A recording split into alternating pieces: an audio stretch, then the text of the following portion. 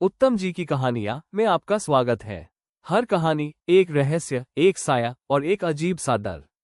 क्या आप तैयार हैं इस डरावने सफर के लिए? तो चैनल को लाइक करें, सब्सक्राइब करें और बेल आइकॉन दबाएं, क्योंकि अगली डरावनी कहानी आपका इंतजार कर रही है। शापित तालाब का रहस्य। कुछ रहस्य इतने गहरे होते हैं कि उन्हें जितना खोदो वो उतना ही डर पैदा करते हैं। और जब वो रहस्य तालाब की गहराइयों में छिपा हो तो समझो सिर्फ पानी ही नहीं डूबता, इंसान भी डूब जाता है, आत्मा भी। दिन का दृश्य। कैंपस में 4 दोस्त बैठकर चर्चा कर रहे हैं। राहुल, जोशीला रिसर्च स्कॉलर। कविता, लोक साहित्य में रुचि रखने वाली। इमरान, वीडियोग्राफर। तन्वी, एडिटर और एडवेंचर लवर। कविता, हम कितनी बार भूतिया महल, शमशान और जंगल कवर कर चुके हैं, कुछ नया नहीं मिल रहा। इमरान, एक गांव का जिक्र आया है मेरे नोट्स में, कुंती गांव। यहाँ कोई शापित तालाब है। राहुल, तालाब शापित, और वो भी उत्तराखंड के पहाड़ों में? तन्वी मुस्कुराकर, चलो उस तालाब में डूबते हैं, कैमरे के साथ। जीप पहाड़ों में धीरे धीरे चल रही है, रास्ते वीरान और कोहरे से ढके हैं, बैकग्राउंड में लोकगीत चल रहा है। नदी के पार वो गांव है जहां छुपा एक नाम है। तालाब बोले कहानियां, पर आत्मा करे इंसानियां। कविता, ये गाना अजीब है ना?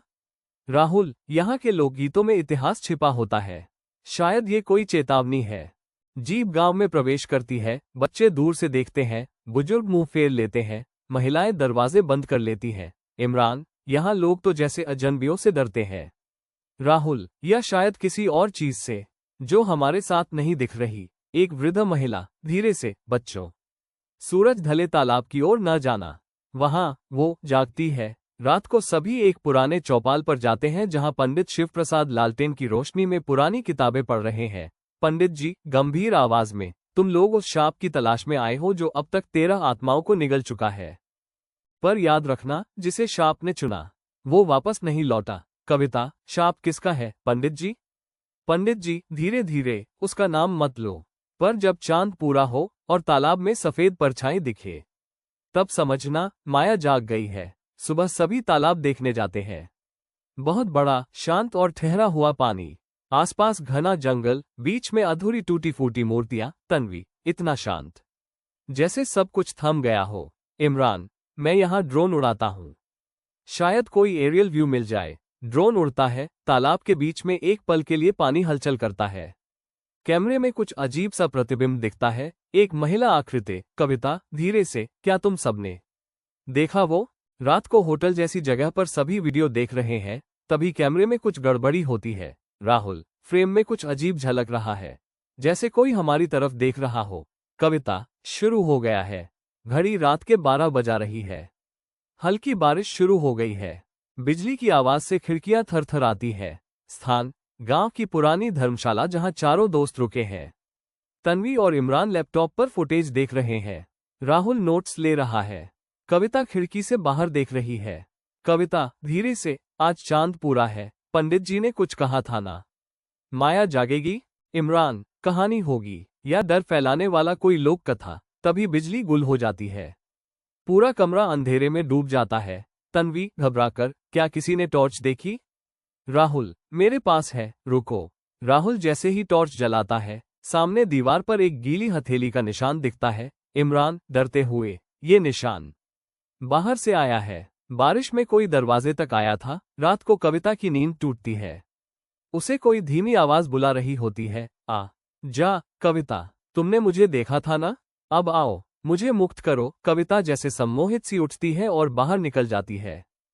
तन्वी की नींद टूटती है। कविता, कहाँ गई वो? राहुल, अभी तो यही थी, बाहर जाते हैं, देखते हैं। कविता नंगे पांव तालाब की ओर जा रही है, जैसे किसी और के नियंत्रण में हो। राहुल, कविता, रुक जाओ। कविता तालाब के पास पहुंचकर एकदम बेहोश होकर गिर जाती है। सुबह कविता होश में आती है, बहुत डरी हुई है। कविता कांपती आवाज में, वो मेरे सपने में नहीं, मेरी आंखों के सामने आई थी। उसका चेहरा जल गया था, लेकिन उसकी आंखें जैसे मेरे अंदर झांक रही थी। राहुल, क्या उसने कुछ कहा? कविता, उसने कहा, मैं माया हूं, मुझे न्याय चाहिए, मुझे वापस लाओ। पंडित जी से मिलने जाते हैं। पंडित जी, अब बहुत देर हो चुकी है, अगर माया ने किसी से संवाद शुरू कर दिया तो वो पीछे नहीं हटेगी। पंडित जी सबको अपने पुराने रजिस्टर से एक धुंधली तस्वीर दिखाते हैं। पंडित जी, ये 1947 की बात है। माया नाम की लड़की इस गांव में ब्याह कर आई थी। बहुत सुंदर पर अलग सी। वो तालाब के पास घंटों बैठी रहती थी। कुछ लोग कहते हैं वो तांत्रिक शक्तियों से जुड़ी थी। गांव की औरतें उसे डायन कहने लगी। और फिर एक रात, राहुल, क्या हुआ उस रात? पंडित जी, धीमे स्वर में, गांव वालों ने तालाब में उसे बांधकर फेंक दिया, जिंदा। और तब से तालाब शांत नहीं रहा। हर पूर्णिमा को वो जागती है और ढूंढती है उन्हें जो उसके जैसे संवेदनशील हो। इमरान रात को अकेले ड्रोन लेकर तालाब पर चला जाता है। वहां की वीडियो लेने के लिए ड्रोन आसमान से तालाब की गहराई में जाता है। कैमरे में एक आकृति दिखाई देती है। पानी में कोई आंखें खोलकर ऊपर देख रहा है। इमरान कांपती आवाज में, क्या ये माया है? अचानक ड्रोन बंद हो जाता है। फिर कुछ नहीं दिखता। तभी एक साया इमरान के पीछे खड़ा हो जाता है। वो मुड़ता है और स्क्रीन ब्लैक। सुबह सब इमरान को खोजते हैं। कपड़े तालाब के किनारे पड़े मिलते हैं। तन्वी, नहीं, वो यूं नहीं जा सकता। कविता, माया ने उसे ले लिया। मैंने कहा था ना पंडित जी, अब तुम्हारे पास वक्त बहुत कम है। या तो माया को उसका सच दो, या गांव खो देगा और भी जाने। चौपाल में एक दिया टिमटिमा रहा है। चारों दोस्त बैठे हैं। इमरान अब तक लापता है। पंडित जी, अब तुम माया की कहानी जानने के काबिल हो, लेकिन चेतावनी देता हूँ, ये कहानी केवल सुनने के लिए नहीं, महसूस करने के लिए है। कुंतीगांव का पुराना दृश्य, हल्की बरसात, एक नई नवेली दुल्हन बैलगाड़ी से उतरती है। ये है माया, वो सुंदर, गहरी आंखों वाली लेकिन रहस्यमयी सी लड़की थी। गांव वाले विस्पर्स में, ये औरत कुछ अजीब है। अकेले तालाब के किनारे बैठती, पेड़ों से बातें करती है। माया का पति अर्जुन, गांव का जवान, शांत और ईमानदार युवक, दोनों में धीरे धीरे सच्चा प्रेम पनपता है। माया अर्जुन को कहती है, माया, मैं तुमसे कुछ नहीं छुपाऊंगी अर्जुन। मेरे अंदर कुछ है जो दूसरों से अलग है अर्जुन। तुम जैसी भी हो माया, मेरी हो। लेकिन गांव की औरतें माया को शक की नजर से देखने लगती हैं।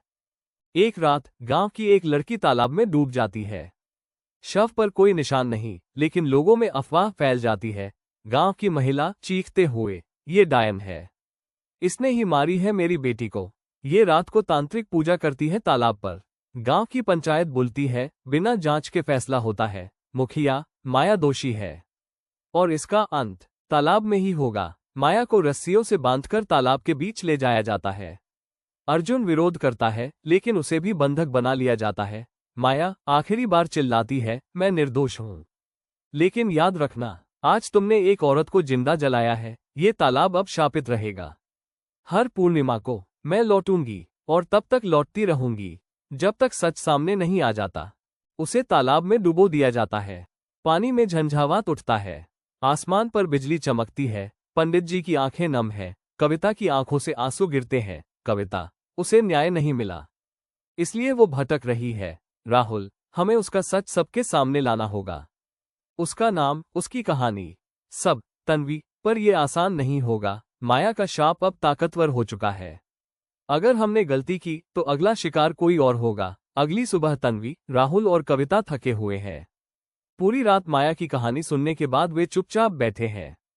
तभी बाहर हलचल होती है। एक ग्रामीण चिल्लाता है, कोई तालाब के पास पड़ा मिला है। सांस ले रहा है लेकिन बेहोश है। तीनों दौड़ते हैं तालाब की ओर। भीड़ के बीच इमरान पड़ा है, गीला, बदहवास लेकिन जिंदा। राहुल चौंक कर, इमरान, ये कैसे हो सकता है? कविता धीरे से, माया ने उसे वापस भेज दिया। लेकिन क्यों? इमरान होश में आता है। उसकी आंखें खाली है, चेहरा डर से पीला है। इमरान धीमे, टूटे स्वर में, मैं वहां था, बहुत गहराई में। माया अकेली नहीं है वहां, और आत्माएं हैं। जो भी मारा गया, सब वही है, और माया उन्हें रोक रही है। पर अब कोई और शक्ति जाग चुकी है, माया से भी ज्यादा भयावह। सब सन्न रह जाते हैं। कविता को रात को सपना आता है। तालाब के किनारे एक अंधेरी जगह, माया की आत्मा सामने खड़ी है। माया, तुम सुन रही हो न कविता? तुम मेरे जैसी हो, संवेदनशील। मुझे मुक्त करो, पर उससे बचकर रहना जिसने मुझे इस हाल में डाला। वो अब भी जिंदा है, किसी रूप में। पानी से दूसरी आत्माएं बाहर निकलती हैं। बच्चे, औरतें, बूढ़े, सबकी आंखों में दर्द। एक आत्मा, बूढ़ा, माया हमें पकड़े नहीं रखती, वो हमारी रक्षा करती है। असली राक्षस कोई और है। राहुल और तन्वी गांव के पुराने रिकॉर्ड खंगालते हैं।